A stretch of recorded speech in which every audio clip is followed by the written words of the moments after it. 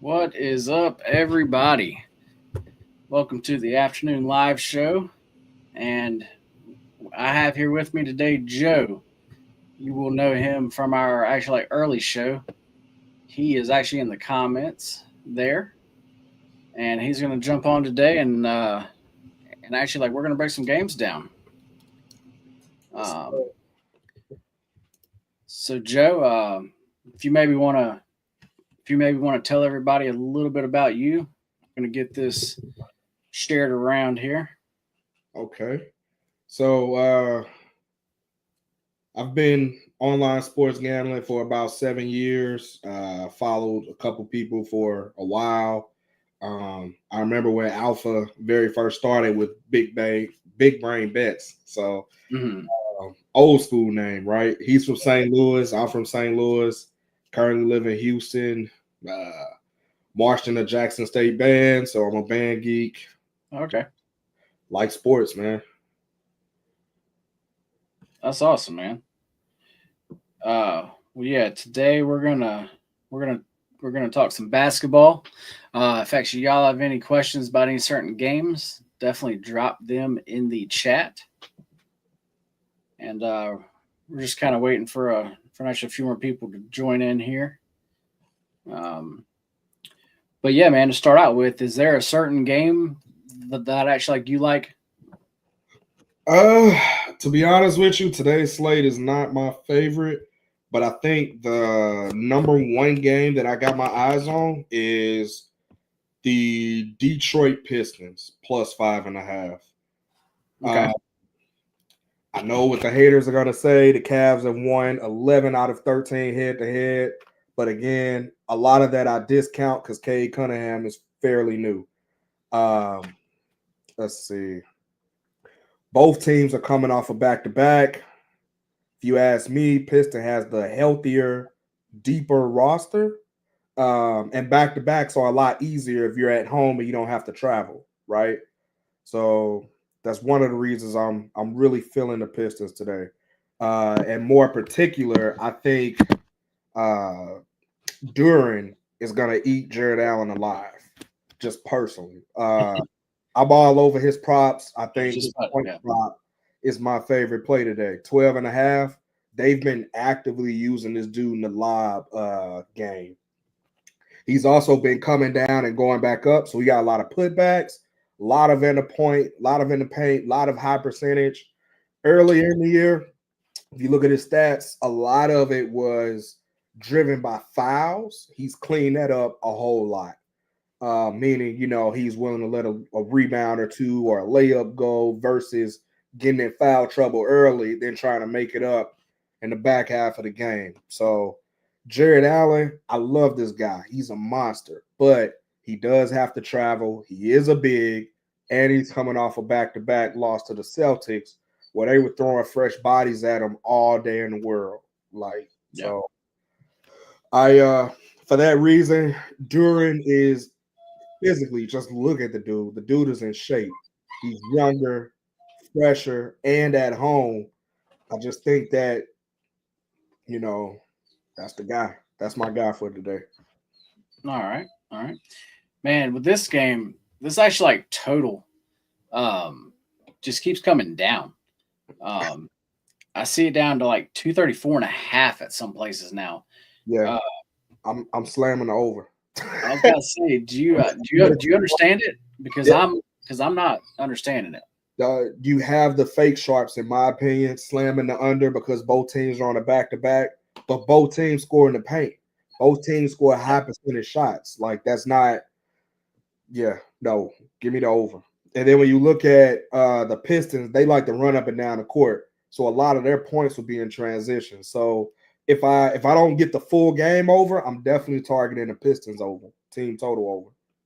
Well, I was on. Well, then that tells me I'm just going to play the full game over then because I was, if anything, was actually going to play the Cavs actually team total over because to me the Cavs are coming off that game last night where actually where actually they did not shoot well, Yep. and I think tonight is is actually going to be that bounce back game where the defense may may actually not be there as much, but as far as their shooting will.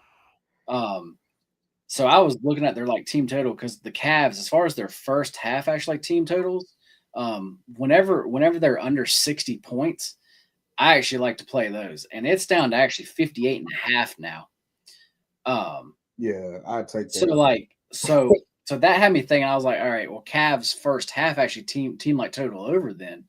Um, but then like we're just talking about the whole the game total is just down. So I'm I like still don't know which way I'm going to go, but I am actually going to play one of those though. I know for a fact. Well, I don't want to say I know for a fact because it is gambling, right? But I'm very confident in the Pistons' ability to put up points because just watching them in the eye test, like I had the NBA League Pass, and I just watched the Pistons. Cade Cunningham is a monster. The guy is tall. He's physical. He passes assists. He makes easy bucket assists, right? A lot of his assists, if you look at him, yes, he has a ton of assists, but it's because he's throwing to somebody running towards the rim. It's a lot easier to convert an assist when you're throwing a lob or a dunk versus 100%. it is when you're throwing an assist for a three-point shooter, right? And the Pistons, that Stewart dude coming off the bench, the guy that tried to fight LeBron last year, Yeah. I don't know what his problem is, but putback machine. During, he's just a lob monster. Like he's gonna catch a lot of assists. Like if he doesn't have 4 dunks in the first half, I'll be shocked. Well, yeah, they're definitely helped actually me out. Then that's going to be a play for actually me, and I actually will be sending that play out right after the show. It's going to be the Cavs and the Pistons full game over. I am officially going to be on that now. See in the chat, we got Diamond Dog wanting to know about the Kings and the Magic.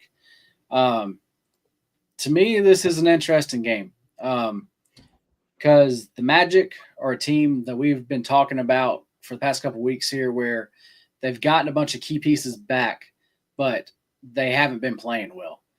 And I just keep saying like they have to prove it to me before I can start to bet on them. But this is another game where on the Kings, on actually the other side here, with all the trades that have been going on, they're actually like lineup tonight. We don't really know how that's going to work yet. So because of that, that's like just for me, that's just like an auto. Like I can't play them. So for me, it would seem like it would be a Magic spot, but once again, like just like I said, though, I just cannot back them until they prove it to me. So I'm 100% on board with you, right? But you know what I like to do in games like that? What? I like to target props on the other team. Okay. Because we know what the Magic are going to do, right? All of those guys are fairly new, put together. They have their future.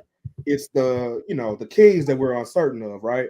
So I would target, and I also found that maybe it's just me and a conspiracy, but I feel like if you're grabbing the underdog from a prop standpoint, you typically get either a half point or a full point of a discount, right? Okay. And the person that I would target is Wendell Carter Jr. over 6.5 rebounds. Let me tell you why. With the Kings roster flaky, right? Yep. DeRozan and Levine getting back together. Who knows if they like or don't like each other? You know what I mean? One thing we know about the Kings is that Sabonis he drives the team, right? Between him and Malik Monk, whose assist is still underpriced for whatever reason. But I mean, getting Levine, you don't know if he's gonna get in the lineup or not. So it's too many unknowns on that side. But like I said, what I do know is that Wendell Carter Jr., you have to slow down Sabonis. If you're going to beat the Kings, he cannot have 15 plus rebounds. And you know that up front. So I expect, because the Magic are still tall, right? Even though they're going through a shooting slump, can't score the ball for whatever reason, they're still big. Rebounds are all about pace, volume, how long you're on the court, all of that jazz, right? And then Wendell Carter Jr., so just a couple stats. He's cashed this all 5 out of the 5 times head-to-head, right? Wow. Okay. Recently, he had 11, but I know that was back in, what was that, January, March? In March, he had 11, so that's preseason. We're not counting that or whatever. In January of 24, he had 7. Like he averages 8.8 rebounds. In his last 5, like realistic numbers, he had 9 against Golden State, 5 against Utah, 7 against Portland, 7 against Miami, and 11 against Detroit. That's the one that I'm putting a lot of stock in because Detroit are also bigger guys. So if you Right. can grab 11 boards off Detroit, it also helps when the Kings, they're like 16th in the rebounds allowed, so they're like middle of the pack. I just think that Wendell Carter Jr. is my favorite play for that guy, for that game. But in theory, if you put a gun to my head and said, Joe, pick a side on the spread, I'm like, damn it. Like, gotta take the Magic because at some point they gotta snap out of it. But at the same time, it's like I can't bet a team that's getting blown out by 20 against the Trailblazers twice in the last 2 weeks. So nah. Yeah. Well, you definitely just sold me. I am actually going to put a little wager on that right now. It looks like, and it actually looks like Joe is actually getting some love in the chat too. There's good to see. Yes, we're actually definitely very, very excited to have a Joe on here. Y'all, it actually seems like we have some more people in here now. If you're in here, if you actually want us to see us break down a certain game, drop it in the chat. And actually, we'll be happy to go over it. Let's go back up to the top of the card there right now. Let's actually talk that Bucks game. To me, this line is, the Bucks have lost like 4 in a row now. Yeah. This is, I mean, it's up to 10.5 now. So this is saying like, this is a Bucks bounce back. This is a get right spot. But man, I just don't see it. I just don't trust them honestly to get enough stops to cover this type of number here, man. So to me personally, I'm all over the Charlotte Hornets plus 10.5. I honestly think that in some weird world, the Hornets could win this outright, right? Okay. But if you're gonna give me 10.5, just head to head, they've always covered that. Like, I'll just read you the couple box scores last game. It was Bucks 125 to Hornets 119. Last game before that, Hornets win outright 115 to 114. Game before that, Bucks win 111 to 99. So they're right there at that, 10-point spread. And then what I like to do is I like to look at the past couple games, like what those teams have done against, I guess, recently, right? Like, what have you done for me lately? Okay, so the Bucks lost to the Thunder by 30. Yes, that's an embarrassing loss. In theory, you would expect them to come out. But when you take a deeper dive into that Bucks box score, the Thunder gave you the blueprint on how to stop them. You just shut down Giannis. I know it's hard. It's harder than it sounds, but I mean, damn, if you look at the attempts, look at the box score. Giannis and Dame, those are the only two shooting. They don't play team ball. To me, the other side, the Hornets are finally back healthy. They're getting their players back. So you give me LaMelo, who goes completely apeshit when he plays against the Bucks for whatever reason. Like, yeah, give me 10.5. Like, that's too much value. Yeah, they might lose, but that 10 points is a lot of points, man. And you could get that with a backdoor cover, even if the bums are in the game, right? So yeah, I'm taking 10.5, but I'm not really, like I said, I'm not going to bet my mortgage on it, but at the same time, 10.5 is way too much. And if you're scared, just take it live because the Bucks might come out firing, right? If they hit the first 2 shots, that line is going to move to like 12 or 13 quick. So, yeah, I'd take it live at 11, 12, but I'm definitely, if any play, I would take the points. There's just too many. We'll actually, we can actually give you 11 points now. It actually looks like DraftKings is actually there. So yeah, let's actually give you plus 11, and then let's do a little sprinkle on the money line at plus 410. Okay. Uh, let's have some fun. Hey, I'm about it, man. um, But there is a prop that I like in that game. okay, shoot. Uh, this V McKick guy. I know you're probably going to be like, who the hell is that? So when I target props, one thing that I like to look at is volume, right? Because that's the most important point. If you're, I don't care if you're shooting 70%, you only put up 4 shots, doesn't do me any good. But the point line is 10 and a half.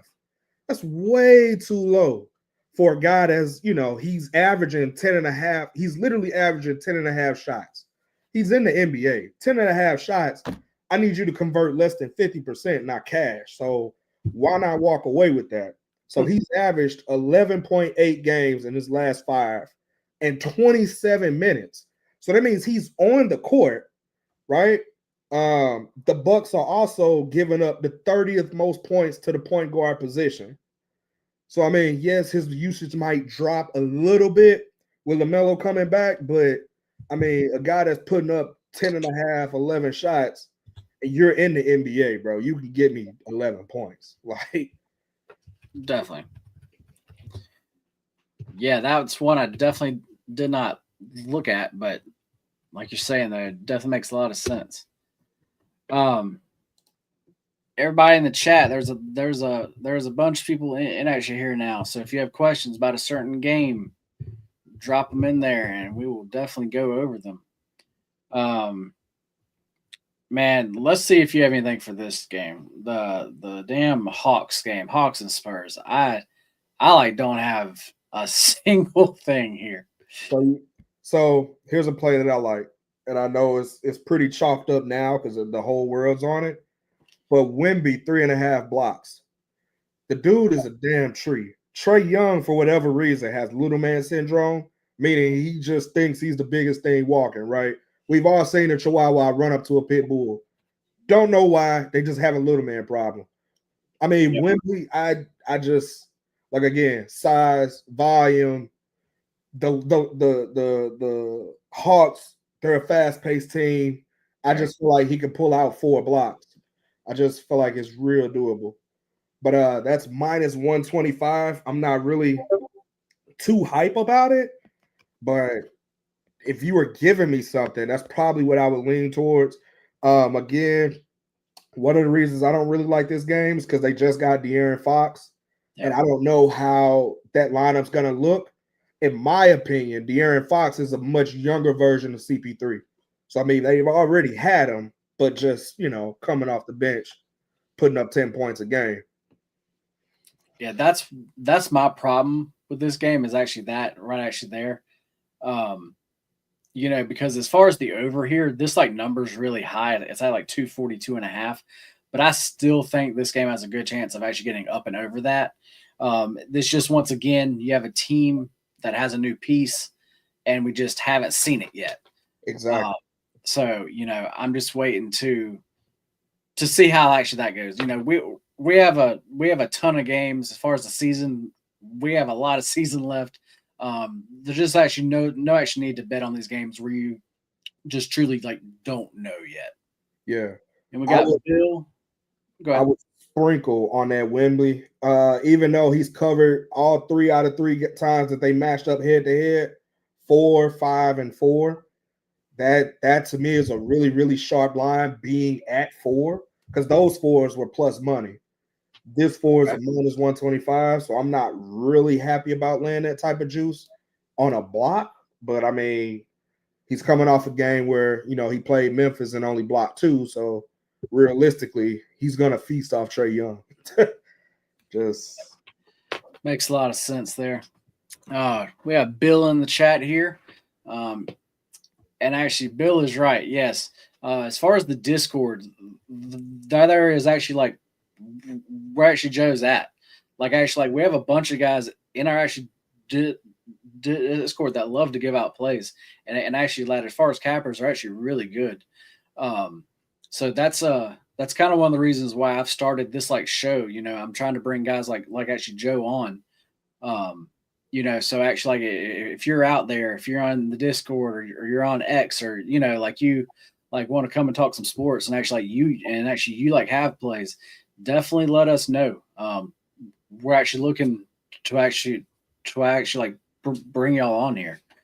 And yeah, we'll just see where that goes. But anyway, yeah, just actually wanted to say that. And Bill, thank you for actually being here. I guess let's go to that Grizzlies game, man.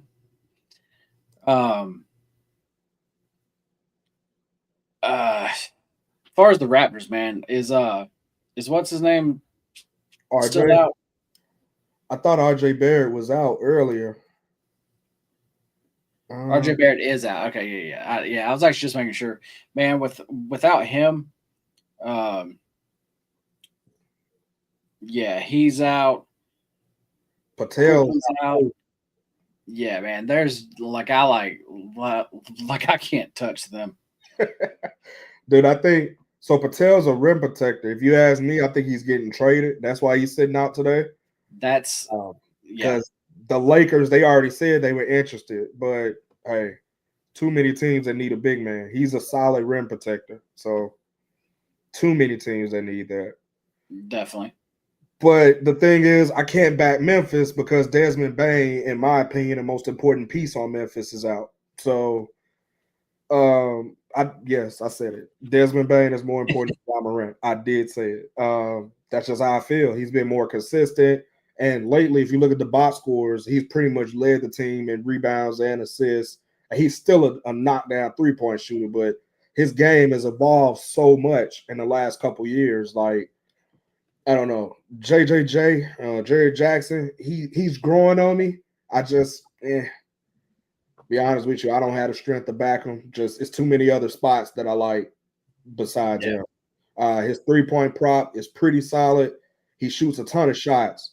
Last time they played each other was in December. Memphis hung up 155 on him to 126. So I mean, in theory, that 10-point spread is just I rarely lay a 10-point spread against a team that's at home because when you're at home, it's some nobody out of 24-hour fitness that suits up and just and that 10-point spread, that's a lot of points to cover. Man, I was talking about this, I think it was yesterday, but Bane to me is also a big piece. When he's out, I care more about that than actually Ja being out because this team is so used to playing with actually Ja not there. Exactly. So to me, that's actually not a big deal. But having somebody like Bane out to me is a big deal. But even with saying that, man, just like you said, they're like going to put up points here. I don't really see as far as in the numbers, I don't see a real edge. That's why I'm not going to bet it. But if you would actually look at the Grizzlies actually team total over, first half it actually looks like you can get a 60. That seems good. Yeah, they don't have a rim protector. Ja's gonna play, and he's been not playing. He's gonna have layup city. It's open season, so I'm with you on that one. Yeah, and then even the full game looks like it's at 123.5. I mean, yeah. If I had to play something, that is definitely what it would be. You got 123? 23.5, yeah. Oh, okay. That's team total. Okay. Yeah. I thought she was talking about the full game. I'm like, wait a minute. No. I'm about to slam. It looks like we have Jasmine in the comments. Thoughts on the Super Bowl? Hey, Joe, do you have any thoughts on the Super Bowl, man? I do. I think I might be the only person on planet Earth that's going for the Eagles. If you ask me wholeheartedly, honestly, if the game was fair and not all this conspiracy theory stuff, the Eagles should win this by at least 7, in my opinion. I'm taking an alt spread on the Eagles.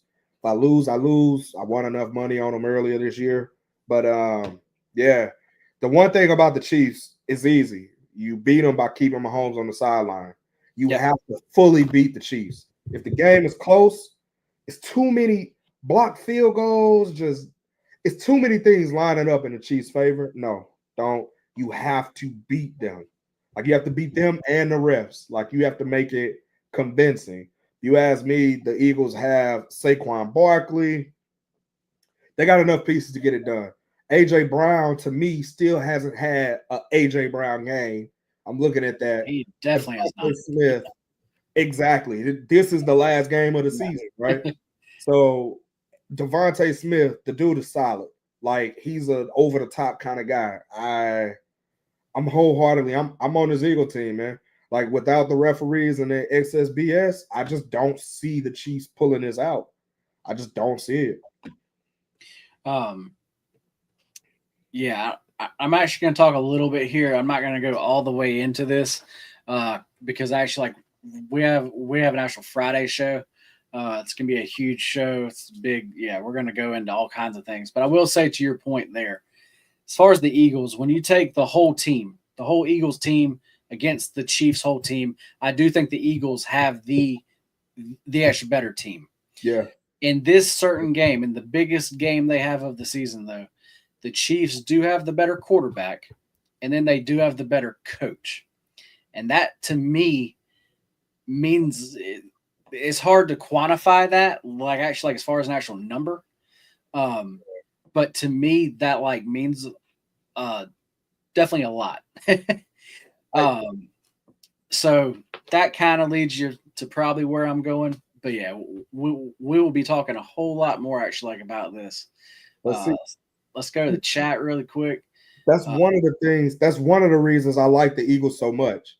Like, whenever it comes to sports, Jalen Hurts is the poster child for being counted out. He got counted out in Alabama. Yeah. He got counted out in the NFL. Like, now he's on the Eagles. Like, he's the poster child of, they counted me out, but look at me now. You know, he had a woman sports agent. She was one of the first woman sports agents that got a crazy, ridiculous contract. That was true, yeah.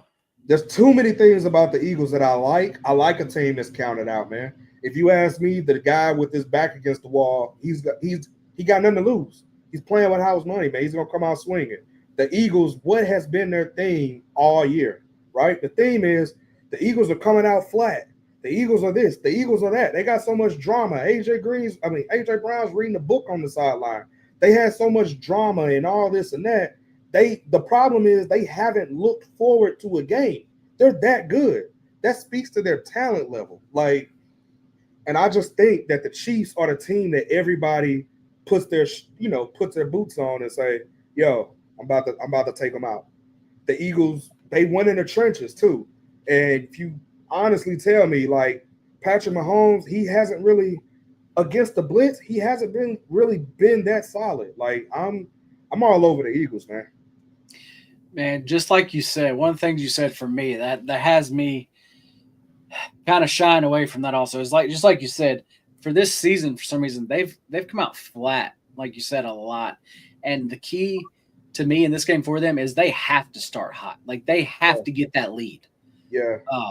And like if they fall behind early, that's where, like, I just don't see it happening. Like, they have to start out hot. They have to get that lead. But I mean, this is the game everybody, like, when you're a kid, this is the game you dream about. Like, it's hard for me to see them coming out flat with everything that's on the line. So definitely. Well, yeah, that was a nice little football segment there. So you know what, man?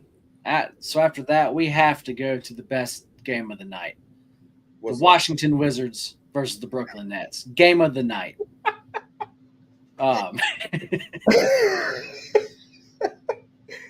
Man, the Wizards trade today that happened, I don't even know what to do with this game, man. To be honest, I got to play for you. I like the Brooklyn Nets on the money line, man. Minus 140. It's a lot of juice, but I don't see them losing to the Wizards, especially when the Wizards just traded away Kyle Kuzma. It's not like this guy was the greatest in the world, but he just made a trade. So you're playing backups. The Brooklyn Nets just stole a game from the Houston Rockets with the craziest last 6 seconds I've ever seen. So they beat the Rockets outright. You know, I watched the Rockets, right? Oh, yeah. So they beat the Rockets outright twice within the last 2 weeks. D'Lo is seen to, I guess, believe he's an NBA player again. Like, if you ask me, the Brooklyn Nets should win this, and it shouldn't be close. But I mean, stranger things have happened. But yeah, give me the Nets on the money line. But again, not putting a car note on it, more like a cup of Starbucks, you know. Well, I can tell you what, as far as that Nets line, it's definitely shot up. You have to lay 5 points with them now. Whoa. As far as the money line, it is actually up to minus 195. Yeah, no. Just at most parlay piece, but no. I'm not laying minus 200 with the Brooklyn Nets, man. It's just not gonna happen. No, definitely not. But like I said, that's one of those games I just don't want to touch. But before we move on here, man, as far as that actually trade the Wizards did, that actually Kuzma trade, does that make any sense to like you? Yeah. They're tanking. They want to give Chris Middleton, it makes sense from his standpoint, right? He wants to prove that he's worth more than 10 minutes off the bench. Like his value went down in the Bucks. Milwaukee I guess they forgot he's actually Chris mid-shot killer Middleton. Like, the dude is solid. Washington is in full rebuild mode. Like, that's the only thing that makes sense is that Middleton asked for this trade to prove that he can pretty much start from scratch, get the money he deserves while he's old. Like, hey, give me another payday and I'll just go get spanked every night. Like, that's the only thing that makes sense. I was about to say, yeah, now that you put it like that, that is the only thing that makes sense.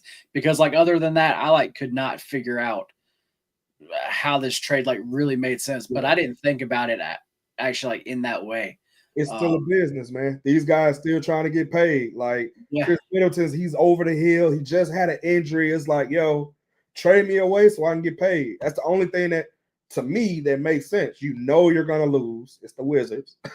But, I mean, they do have a couple rookies that can get something like work ethic away from a guy like Chris Middleton. Because Middleton and Giannis have insane workouts. So if you bring them in just to help train your guys, like Alex Sarr, that guy's he's decent. I'm not saying he's going to be a household name, but I know why he's in the NBA, right? So, I mean, the Wizards do have a couple pieces where you just need some veteran, leadership. So that kind of makes sense. Far as the Bucks, getting Kyle Kuzma is like, okay, like that made zero sense because he's not even a team player. Like, he doesn't really fit. The only thing he got is size, really. He's a tall guy. Like, that's all I really see him for. Like, coming off the bench, like getting you 10 here, but you're not gonna trust this guy to win you a game. Right. Oh, yeah. It's better that he's available versus Chris Middleton, who's probably injured. So I guess that's really what it was, just to get somebody a sub for like 3 or 4 minutes. But again, most of their shots go through Dame and Giannis anyway. So very true. Very true.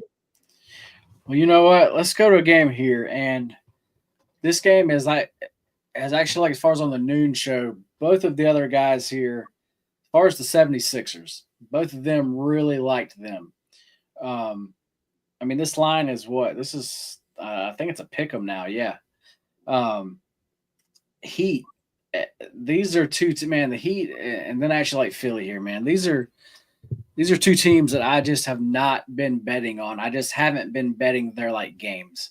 I can't seem to get a read on actually either team really. And actually now they're playing here. And actually, like I said, as far as the other guys, as far as Philly, they absolutely love them here touch tonight. Do you have any thoughts on it? My thought process is team ball beats superstar every day of the week, right? Miami got too much drama going on with the Jimmy Butler, the trade deadline, this and that. Honestly, I don't see how you can't back the 76ers. Like, this feels like a trap line to me. Like, well, that's what I'm saying. Why I don't understand. Right. Because I got, like, if I had to build a line, I would say 76ers minus 6.5. Like, that's probably where my line, it's that far off for me. The 76ers, just looking at them the last couple weeks, just the eye test, they've been moving the ball. They look so much better without Embiid. And you're gonna give me a game against Bam and Kel Ware and like, yeah, I like that big man duo that they're starting to build. But again, that takes time, that takes chemistry, it takes reps. I just don't see them beating the 76ers. I just don't see how they go into Philadelphia and the 76ers are hot, man. Like, I don't see it. I don't know why this line is the way it is. Yeah, man. That's why I'm just not gonna touch it. I mean, just like you're saying, and actually like everybody else said today, man, it just seems like Philly all the way. And this line is just not moving. Um That's the and other it, thing. There's no yeah, line movement. it's I just it's gonna be either one of those where it's like, all right, like the Heat come there and win, and you're like, all right, well shit, like it like was a trap line. Or either it's gonna be Philly's gonna blow them out, and you're gonna be like, damn, that was the easiest bet I've made all season. Um, Yeah. Well, I mean, historically, they do play each other really close. I just looked at the head to head. It looks like out of all 5 games, with the exception of one, it's been the winners won by a margin of 7 or less. So okay. again, like I said, that 6.5 on Philadelphia, that's where I have this line. I just the only reason the Heat won last time outright was because they had Jimmy Butler. But I mean, you take Jimmy off that game, he's a coach. He's a coach on the court. You take that away, man. Like that leadership matters. Like it Okay. doesn't show up in the point line or the rebound line. It shows up with, hey, I need you to go here. I need you to do this. Hey, get your head out your ass. Get in the game. Like I need that is what Jimmy brings to the table. Like he could put up buckets if he had to. Playoff bucket Jimmy is still a guy, but nah, I don't see them going into Philly and winning. I'm riding with the guys from early. Gotcha. Nice. Um, everybody in the chat, once again, if you have any games that actually you would like us to go over, put them in the chat, and we definitely will. Um, let's talk about that. Let's go over the that actually Golden State game, man. Um, them Who? and the Jazz. Um, the Jazz, you know, they have started to actually like get actually pieces back now. Yeah. Um, that's they're still one of those teams that I just don't really want to back though. It's As actually like as far as their overs, like I was backing their like over almost every game, and then that like dried up quick, and actually they've become well, actually like the numbers moved up high enough to where actually now they've been playing as like more actually as an under team. Um, Even actually though I wouldn't necessarily call them an under team. But yeah, the actual like number just actually moved enough there. The Warriors though, man, I like don't know in this game. I just feel weird about laying actually this actually many points with them here though. so if you look at the last 2 games head to head that they played back in January, just like less than a week ago, the Warriors won by 11, right? 114 and 103. So that gives you a little bit of an idea as far as like a matchup, like head to head, how do they match up? But the Jazz just weren't hitting their shots. And they were in Golden State, which is where they're actually better at playing. Couple that with it's way too many game time decisions for it to be this close to game time. Andrew Wiggins, Kaminga's out. Andrew Wiggins and Draymond Green, those are critical pieces to the Warriors. And they're both game time decisions, so you don't know. And then when you couple that with Larry Marketing, he was supposed to come back today, but I haven't seen him in shoot around or anything. So his return date was today. There's a big piece Yeah, not there.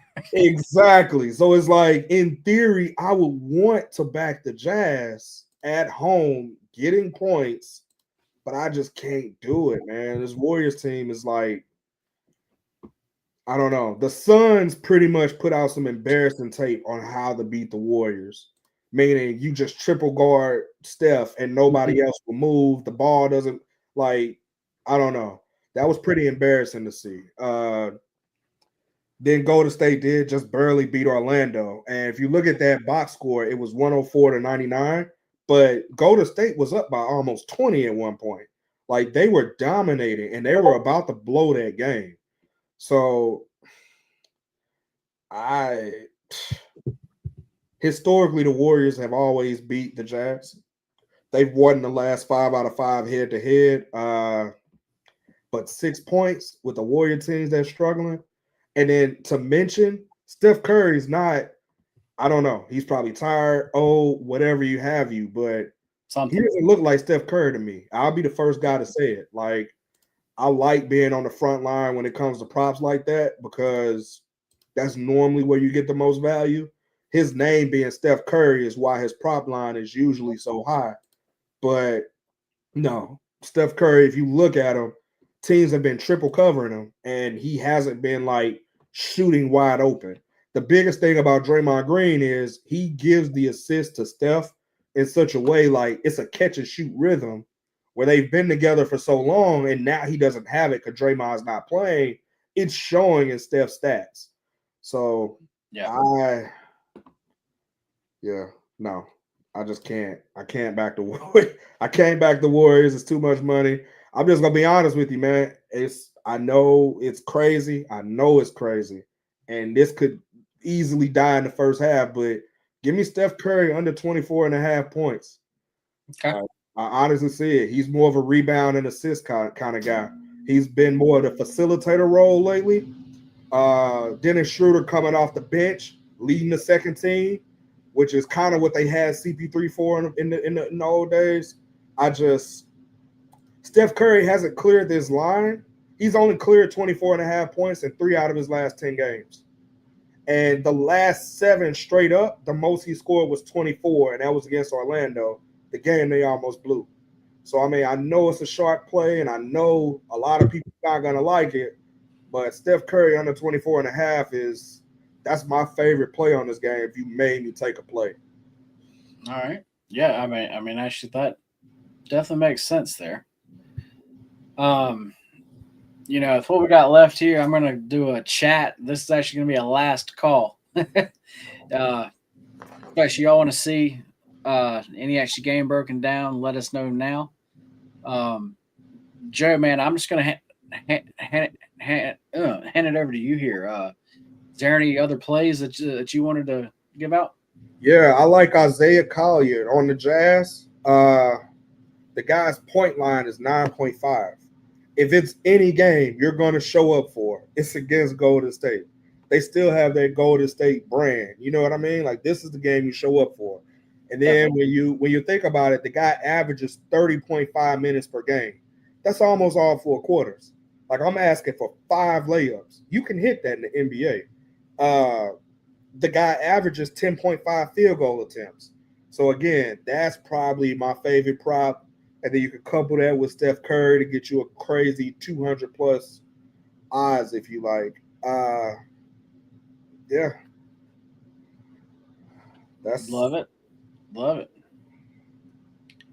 And I think one more that I have, but I'm a little nervous because of blowout potential, is Isaiah Hartenstein. I know the Knicks fans. I know they like kicking the dust. Like, how did they let this guy go? Shout out Alpha. But over 12 boards plus money. I mean, yeah, sign me up for that. Because in my opinion, the Suns just don't have anybody that can go down there and get boards with them. Like they don't have a stretch 5. He's gonna live in the paint. He's gonna do what he has to do. So yeah, like you said there, only concern that I have for that blowout reason, what I would look at if your book has it would actually be look at his rebounds first half. Okay. And actually like that actually may actually be a better spot. There. So but yeah, guys, that's I think gonna be it for us though. But yeah, man, Joe, thanks, man. I got one more play. Sorry. Go for it, man. Go for it. Trey Murphy. I actually got this one from Slops Rules, but I liked it so much I laddered it up to 27 for plus 148. This guy's been on an insane heater. He has 32, 40, 41 in his last 5 games, right? He plays all game. Let's see. He just dropped 41 on Denver like less than a week ago. So I mean, if you just drop 41, even if you regress 27, that's not that hard for plus 145, man. So Right. set me up for that. That's a ton of value in that. So you can get 26 for plus 126, or you can get 28 for plus 175. Those are insane parlay odds with a 12-point discount on a guy that just dropped 40 on him. So I think that's where a lot of that value is. Love it, man. Love it. Well, yeah, man. Yeah. Thank you so much for Fresh coming on here with me. This is your first show, and I do have to say you did absolutely great. So yeah, I definitely hope that actually we can have you on again soon. And yeah, guys, for actually today, that is going to be it. Thanks And for just, having me. for sure, man. And just like always, let's fucking win. Fucking win, baby.